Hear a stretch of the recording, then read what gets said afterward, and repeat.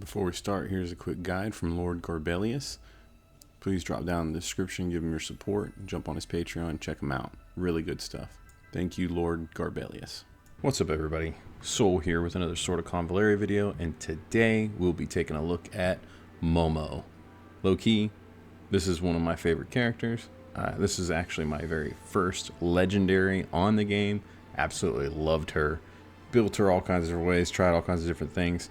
And I'm happy to bring it to you and to show you what I know and what I've learned. Poor Momo here was captured by Darklight, experimented on, but in the end, she's got some pretty awesome attributes, abilities that allow her to do some pretty awesome things. So without any further ado, let's just take a look at it. Her trait is Doom Resonance. All enemies within 3 tiles of Momo take 20% more damage over time. At the end of Momo's turn, she gains 2 stacks of Repulsion Barrier, up to 5 stacks, and as a 2-star or less, she has a cooldown on that ability. And of course, Repulsion Barrier is a buff. It gains immunity to knockback. Each stack increases her attack by 2%, blocks physical attacks, and reduces damage taken by 50%. 1 stack is removed each time when taking damage. This effect cannot be immunized or dispelled, and once again stacks up to 5 times. For me, this is a character you want an absolute 3-star minimum. That's something I plan on doing on my account. I haven't done it yet. As you can see, we haven't quite got there. But regardless, there's always so many to level up. This is somebody you want at 3-star minimum because this trait no longer has a cooldown at 3 stars. Then she gains 2 stacks, up to 5 stacks, and at the start of battle she also gains 1 stack, but no longer has that cooldown. That's the big one. And of course, at 4 stars, it goes up to 25%, and then she gains 2 stacks, up to 5, and then she gains 2 stacks at the start of battle. Pretty nice little buff there, but at 5 stars, it becomes all enemies within 4 tiles instead of 3, take up to 35% more damage over time. At the end of Momo's turn, she gains 2 stacks of Repulsion Barrier instead of the 1, which she gets that at 4 stars anyways, but up to 5. And at the start of the battle, she gains 3 stacks of Repulsion Barrier. This is a really strong 5-star. So if you like Momo and you use her a lot, my PvP friends, I know you guys love Momo. Momo's insane in PvP. This is someone you want to get up to 5 stars as soon as possible. Really, really good character in that way. But if not, and you just like her, maybe you just want to use her and have her as a rotational character, whatever it may be, 3 stars is what I would suggest for her minimum, because you lose that cooldown on her trait. Let's hop right in and take a look at her ranks. Like I said, Momo is my first legendary, so I didn't realize Castalias were rare. I've used them quite liberally. I digress. Now on the left, we've got Energy Ray. This is a magic damage attack. Single target, it deals 140% damage. And before attacking, the character gains Shield Break 1, which cannot be blocked, and increases her attack by 15% when attacking enemies with a shield. And it has a 3-turn cooldown. The range on this is not great. Damage on it is decent. However, this added effect is niche. Like, it's not the easiest thing to activate. And ultimately, I don't find myself ever really missing this or wishing I had it. I would suggest you take on the right her aura, which is Field. It decreases AoE damage taken by all allies within 3 tiles around the character by 25%. Ultimately, neither one of these abilities are going to see often on Momo, or you're going to try to utilize, in my opinion, but I do think Field is the better choice on the right. Now, at rank 3, you have her passive Erosive Power. This damage increases by 10% after dealing damage and inflicts 1 stack of infection on the target. After a single target attack, it inflicts 1 additional stack of infection. Really, really good. Awesome ability here. I absolutely love this. I would suggest you to pick it up for sure. Unfortunately, I suggest the same on the right, and that's Repulsion Application. This says Decision. Momo selects either Repulsion Purging or Reverse Repulsion.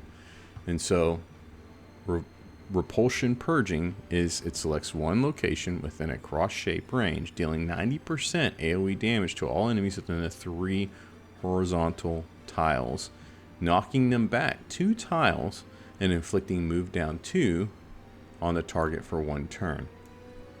Really, really good. Limiting their movement, doing good damage, and then also knocking them back. Fantastic utility right there in this ability. However, down below, the other option that you have is reverse repulsion. It selects one location within a cross-shaped range, dealing 70% AoE damage to all enemies within the 3 horizontal tiles, knocking them back reversely for 2 tiles and inflicting move down 2 on the target for 1 turn. So you have one ability that's going to pull them towards you, and then you have one ability that's going to push them away. Fantastic stuff right here.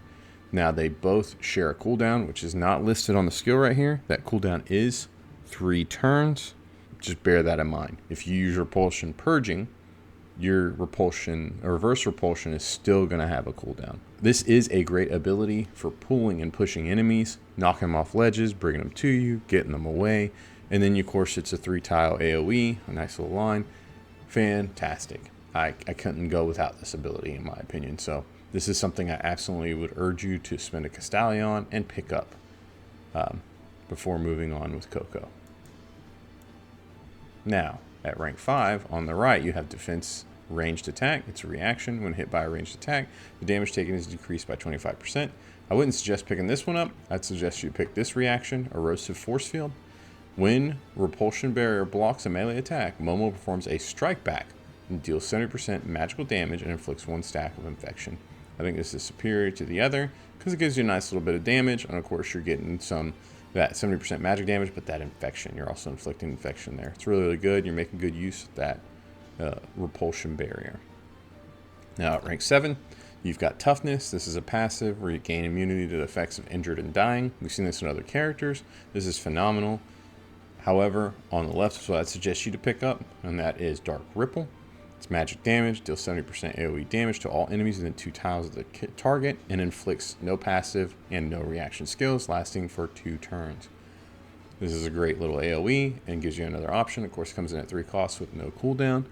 It's a good alternative, good way to get some AoE damage out. And then remember, she's got a pass. She's inflicting infection too when she's dealing that damage. So really, really good there. Rank 9, you have her basic attack, Hypnotic Attack. It deals 80% magical damage and grants a 30% chance to inflict sleep on the target for 1 turn. This has the potential to be fantastic, but that 30% is just too low for me for 1 turn. If it was 2 turns, I'd be happy enough to pick this up. I just can't stand that it's only 1 turn and at a 30% chance. Regardless, I digress. I would suggest you to get on the left, Invigorating Strike. It deals 80% magical damage, and of course you additionally recover 1 energy. That's huge. And so this is the absolute choice for me at rank 9 on the left. At rank 11, you have Life Devourer, magic damage, single target attack that deals 150 magic damage. After attacking, you gain 45% life steal. There's some potential here. It doesn't have huge range. It is single target with 3 energy and no cooldown. I haven't used this. Obviously, I don't have it. I wouldn't necessarily suggest it. I definitely would like to experiment and see what it can do down the line, though, for you as far as sustain and going with Momo's bulkiness, because she is bulky. Regardless, I would suggest you get on the left, Doom Waken. And so this is an instant support ability where Momo gains 2 stacks of Repulsion Barrier and the Doom Waken status for 3 turns. This effect cannot be dispelled or immunized. And so we know what Repulsion Barrier is. We've seen that earlier. But Doom Waken is a buff that increases her attack by 20% and grants 50% life steal. It inflicts Alert on a 3-tile radius at the end of the action, dealing 70% magic damage up to 3 times per round. It has 1 energy cost, and it does have a high recast of 5 turns. Regardless, cooldown I should say. Regardless, this is a phenomenal ability. This is the ability that most everybody wants on Momo and looks forward to, and it is absolutely awesome. It is her alert ability, and it's what makes her unique and stand out in a huge way, and is phenomenal. Let's talk about her ability that she gets inherently, and that is Misfortune Erosion. So this is magical damage. Momo does 65% AoE damage to all enemies within a 3x4 area in the target direction and inflicts 2 stacks of infection. When Momo has Doom Waken, the Target immediately receives the infection damage after being attacked, and half of the infection stacks are removed. Really, really good to instantly trigger all those effects. You don't have to wait for them to take their turns, so on and so forth. That is phenomenal. The range on this is also phenomenal. Really, really good stuff there. With that said, let's take a look at her in her builds. First of which is going to be her less popular build that I have put together, and that is her AoE build. And so we go over that. We got our basic attack, Invigorating Strike. Of course, we got a reaction, Erosive Force. We have put Erosive Power as her passive. That was our first chosen ability. Our second chosen ability, we're going to go with Misfortune Erosion, dealing that nice AoE damage. Nice big, big hit. And then, of course, that 3 cost with no cooldown. And then we're going to choose Repulsion Application because it also is an AoE. And it can move and manipulate those enemies, which has great utility. For this build, I would suggest using Diffusing Prism.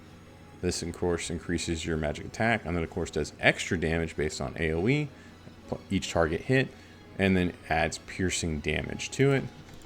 I would suggest Origin Hourglass for that bonus magic with damage, that magic attack. Really, really good stuff there. Of course, it makes her immune to no move and speed down, but we're not too fussed about that.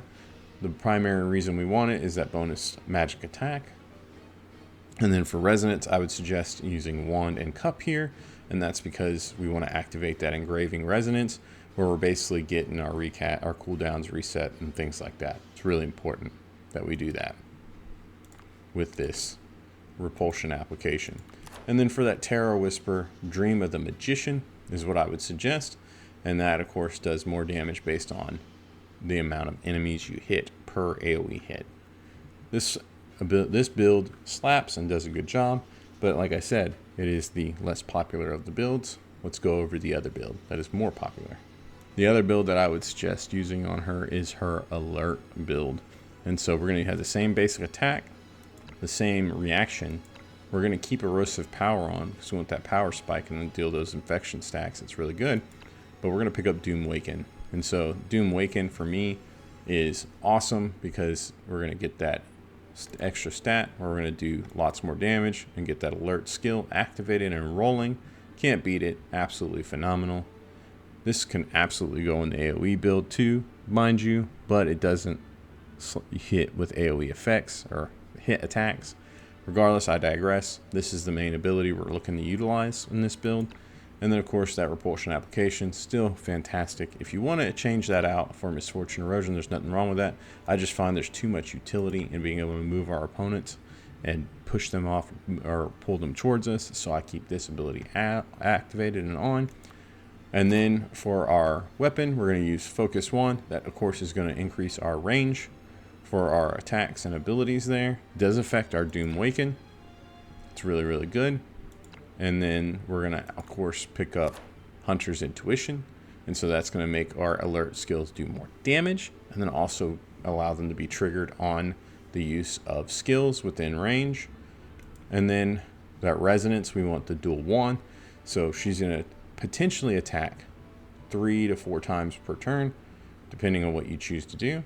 And so you're going to basically be picking up a level 2 attribute buff per action or instance. As you can see, basically that skill, strike back, assisting attack, you name it. And then right here we're going to pick up Destruction of the Tower, where you're going to do extra damage outside the character's turn, which of course goes great with our alert skill of 20%. And then of course we got the hidden effect unlocked, where you're getting additional life steal out of this, making her incredibly bulky and giving her unbelievable sustain. With that all said and looked at, let's take a look at a battle so we can see her in action. Now this is Tower of Conquest, and I have put her on a team of alert units and had some good fun in here. Of course we got Layla, she sets up her alert first. Coco gets that Iron Pot Stew rolling. Everybody loves it. Enemy's gonna come in here, take some hits, deal some decent damage. We're not too fussed about it.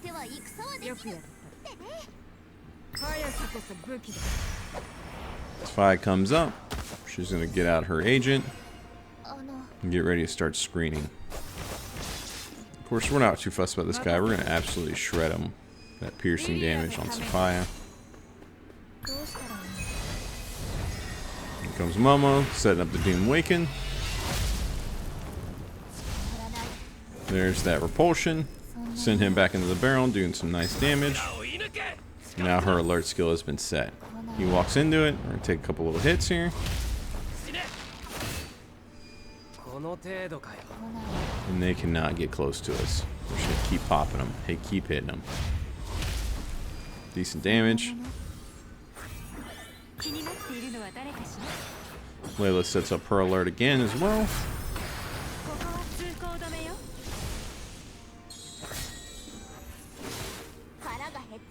Popping them and hitting them fairly well. It's a quick and brief show what Momo can do, and it is a lot of fun. Momo is a phenomenal unit. She excels in PvP. Her alert skill is a ton of fun. I find myself wanting to use it all the time. It's just great. You set it up, watch the enemy walk into you, and you just post up, defend, zone them, control, and they just walk into the death. It's nice. It's a lot of fun. And to be able to get all those attacks off within a single turn or single round is also phenomenal. This is a fantastic unit that I would highly suggest anyone to pursue that is interested. I think she has a great place in the game, and it does a lot for your account and your progression, especially if you're interested in PvP. With that said, I hope you enjoyed the video. Huge shout out and thank you to my Patreon members. I really appreciate you guys. You allow me to make all the pulls, get the guides out, and create the content. It really makes a huge difference for me and for all of our community that likes to benefit from these videos. If you're interested in joining our Patreon and you want to get involved, make sure you hit the link down below. There's also a Discord invite or a link down below where you can join us there and join in the conversations and various things on the game that we like to cover and discuss. And then thank you for watching, and thank you for making it this far. Please make sure to drop me a like and subscribe, as it really helps me out. And I wish you all the best in all of your sort of Convallaria adventures. Thank you so much again for watching. Take it easy, and until next time, bye.